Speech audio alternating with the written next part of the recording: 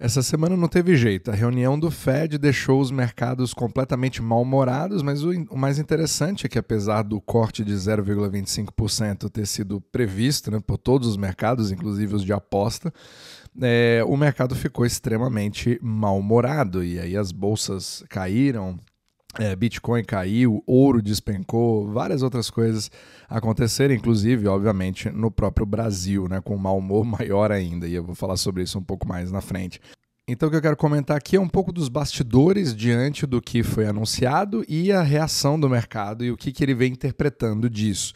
Então, obviamente que o Fed ele vem falando o mesmo discurso, Ctrl-C, Ctrl-V, em relação ao que ele sempre vinha falando, em relação à inflação, ao desemprego, etc., que as coisas vão indo num cenário um pouco mais incerto, apesar de estar próximo dos famosos 2%, tal. Só que ele demonstrou agora uma preocupação em relação às expectativas de inflação no futuro. E deu a impressão para o mercado de que ele não sabe mais o que ele está fazendo, porque literalmente ele está indo passo a passo, só que os passinhos estão cada vez menores e a incerteza está cada vez menor para decidir o que ele vai fazer. Está quase assim, vamos ver o dia de amanhã que aí eu decido o que eu vou fazer. E obviamente que ninguém gosta disso. Os mercados querem coisas previsíveis, os mercados querem um controle, certo? Mas todo mundo sabe, pelo menos quem estuda aqui no podcast, de que esse controle real da forma que se espera não existe. Então a influência do Fed, novamente, ela é baseada na narrativa e a interpretação do mercado em relação ao que o Jerome Powell mesmo disse.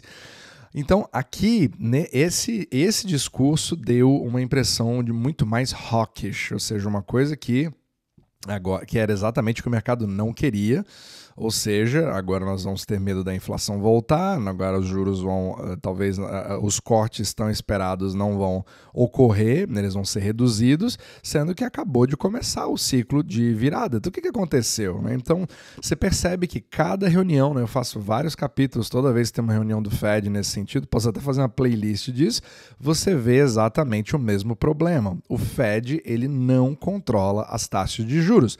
Prova disso é que se você está cortando mais ainda os juros, você em princípio está estimulando a economia, que na verdade já está indo muito bem, nem justifica o primeiro corte, e não somente ele não funciona, como se você, por exemplo, na cabeça do Banco Central, de qualquer Banco Central, você fazendo o corte de juros da taxa overnight, né, que é o Fed Funds Rate, que é essa taxa básica de juros que aparece na mídia, automaticamente todo o resto da curva dos juros de longo prazo devem seguir também. Né? Afinal de contas, quando você estuda no Banco Central, se você muda a taxa inicial, você espera que todas as outras taxas sigam também. Se eu subo os juros, eles naturalmente vão subindo ao longo do tempo. E se eu corto os juros, eles vão caindo também ao longo do tempo, fazendo uma curva matematicamente bonita e perfeita, né, com fazendo aquela crescente bonitinha, mas todo mundo sabe que isso não é verdade. Inclusive, o mais interessante foi que a curva de juros de longo prazo ela subiu bastante, ou seja, o preço dos bonds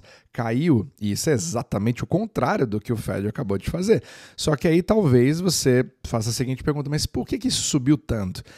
Será que isso é porque agora o mercado está esperando um mercado que vai ter mais inflação lá na frente, ou taxas de juros cada vez maiores, então eu já vou vender os meus bonds agora, porque eles vão ficar mais baratos no futuro, né? Então, na verdade, a grande questão é a incerteza do que o Fed vai fazer. Essa é uma forma da curva de bonds dizer que ela está literalmente de mau humor em relação ao Fed, deixar cada vez mais claro que ele não sabe muito bem o que ele está fazendo. E aí fica um olhando para a cara do outro, tá, mas e aí? Para onde estamos indo? Se nós tivéssemos realmente esse soft landing, talvez você tivesse uma coisa mais gradativa, né? O mercado esperava ou pelo menos o Fed esperava aquele corte gradual que ele vinha dizendo desde o 2022, né? Vamos fazer aquela subida e depois nós vamos cortando aos poucos. E é exatamente o que não está acontecendo. Temos cada vez mais incertezas e obviamente que isso refletiu também nas bolsas. As bolsas despencaram e claro que o próprio Bitcoin, como indicador de liquidez, indicador de medo ou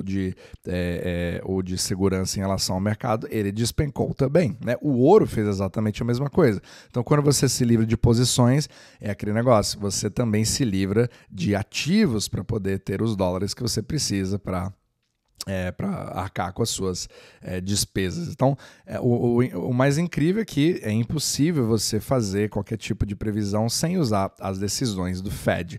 Só que agora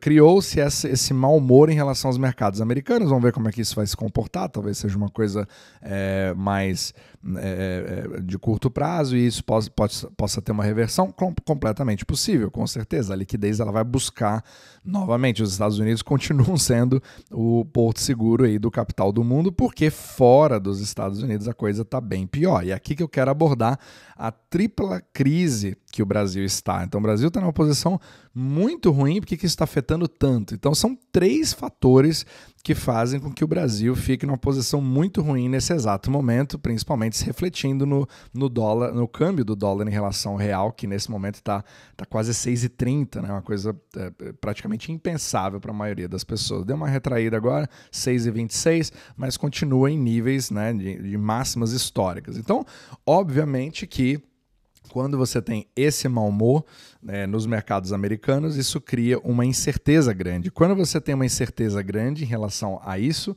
o dólar ele sempre dá aquela subida generalizada. Não é só o Brasil, mas é o mundo inteiro. Tanto que o DXY bateu 108. Então ele está chegando ali naquele índice de 110 que vai incomodando bastante, né? 110 é uma coisa bem complicada para quem adquire dívidas em dólar. Então isso afeta o Brasil com certeza, porque você tem financiamentos em dólares que precisam ser pagos em dólares e você vai precisar de cada vez mais reais para fazer a mesma coisa. Então esse risco é inerente ao Brasil e inerente a todos os outros países que não têm o dólar como a sua moeda principal. Então essa seria uma das forças que com certeza guiou muito o movimento que aconteceu essa semana, certo? Isso é uma coisa.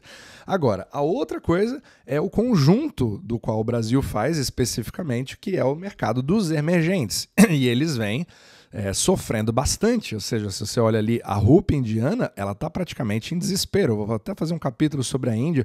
A Índia deu um short de dólares recentemente para tentar controlar coisa assim insana, né? Tentando controlar a rupia. Então parece muito o que está acontecendo agora no Brasil, né? O Bacen acabou de fazer ali 2 intervenções que acabaram não surtindo o efeito necessário. E aí você vê a mesma coisa acontecendo também, né, na Rússia, etc. Até a China, que tem um controle de capital muito mais forte, também está começando a ter ali a sua panela de pressão, né, do dólar incomodando um pouquinho mais, né, fazendo o RMB ficar ali perto dos 7,30 nesse exato momento. Né? Fazia tempo que não subia tanto. Para padrões chineses é bastante. Então, se você pegar ali um BRICS, por exemplo, né, você vê o rublo também na Rússia despencando em relação ao dólar, você vê também um indicativo muito forte de que os países emergentes nesse exato momento são longe de ser o destino do capital internacional. Então eles estão buscando, existe liquidez, mas está buscando segurança e pelo menos a percepção de segurança e liquidez, que é onde você encontra nos mercados americanos, que vinha fazendo literalmente o milkshake do dólar. É a definição do milkshake do dólar. Você não para de voltar. Não é porque eu gosto do Brand Johnson, nada disso, mas é porque acaba voltando para essa teoria, porque é exatamente o que vai guiando, macroeconomicamente falando, a liquidez do mundo, pelo menos por enquanto.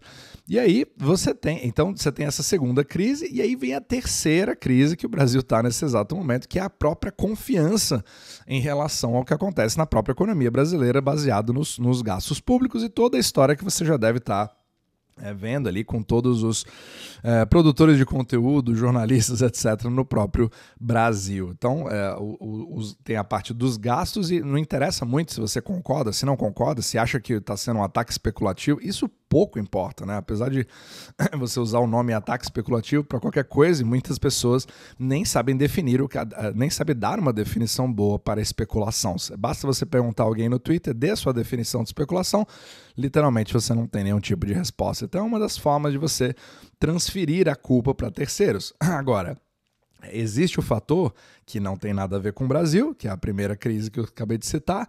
O segundo fator ali também é uma decisão mais externa, mas o terceiro ele vai ser baseado no que cada país tem a oferecer e e como cada país tem como se defender. Então é baseado na sua economia, na expectativa do que os bancos, né, em eurodólar, né, vão ver em relação à perspectiva daquele país, a sua indústria, os gastos públicos, etc. E isso vai refletir na curva de bonds daquele país. Só que no Brasil, você realmente já está vendo ali alguns exemplos de um leilão que está sendo feito pelo Bacen, onde você não tem compradores. Você é obrigado a fazer praticamente um buyback, né? O próprio governo comprando a sua própria dívida porque ele não teve compradores suficientes. Então, e mesmo assim, você tendo taxas de juros altíssimas. Isso é um sinal péssimo. Significa que é aquele exemplo que eu já dei em capítulos anteriores, quando você tem, né, uma pessoa que você acha que ela vai te dar o calote, não importa quanto que vai ser os juros. Então, esse é mais um mito de você achar que basta você ter juros maiores que fatalmente você vai atrair capital. Se você acha que alguém não vai te pagar, mesmo que ela vá pagar o triplo, ela prometa pagar o triplo para você em uma semana, mesmo assim você não empresta. Então dá uma impressão de que é um pouco isso que vem acontecendo. Então o Brasil acaba se colocando numa sinuca de bico, né, em 3 crises ao mesmo tempo, onde ele vai sendo levado ali meio que à deriva, né? Não tem uma direção muito bem definida, mas é fácil você transferir a culpa para terceiros, e é claro, não estou aqui para dizer o que está certo, o que está errado, o que deveria ser feito, mas pelo menos explicar o que é muito mais importante você tentar entender o porquê das coisas, independente de você concordar ou não, de você achar que esteja certo ou não, porque isso faz com que você tenha decisões cada vez mais frias em relação à liquidez do mundo, o que ela está fazendo, para que assim você possa de fato proteger os seus investimentos. Então vamos ver agora se esse mau humor externo vai continuar se perpetuando. O Fed com certeza deixou um gosto muito amargo, né? Ele falou, o Jerome Powell até falou assim, it was a close call, but we believe it was the correct call. Ou seja, ele falou, foi uma decisão que foi meio assim no limite, mas acredito que ainda tenha sido correta. Ele literalmente deixou claro para o mercado que ele chegou a pensar em não cortar. Imagina. Então significa que a sua decisão lá atrás, quão certa foi ela, né? Então assim, é muito fácil você dizer que vai fazer passinho a passinho, literalmente demonstra para o mercado como o Fed não tem controle sobre as taxas de juros e muito menos sobre para onde vai a liquidez do mundo.